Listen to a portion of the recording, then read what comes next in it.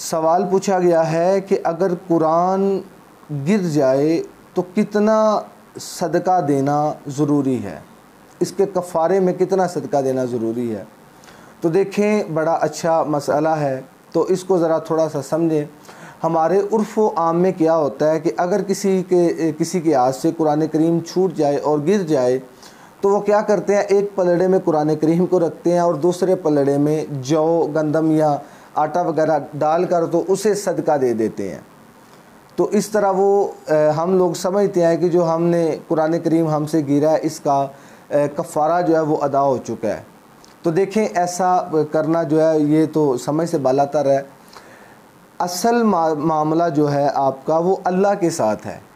आप चाहें जितना मर्ज़ी सदका करें, जितना मर्ज़ी आप चाहें वो कफ़ारा अदा करें, लेकिन अगर आपसे कुरान करीम गिर जाए तो आपको चाहिए कि आप अल्लाह के हुज़ूर सच्चे दिल से तौबा करें, तौबतन नसूहा करें, अल्लाह से माफ़ी मांगें।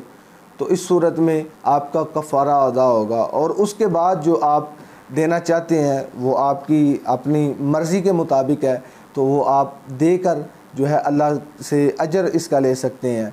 तो अगर कुरान करीम गिर जाए तो इसके लिए ज़रूरी है कि हम अल्लाह के हुज़ूर तौबा करें, हम अपने शब व रोज़ को दुरुस्त करने के लिए अल्लाह से तौबतन नसूहा सच्चे दिल से तौबा करें।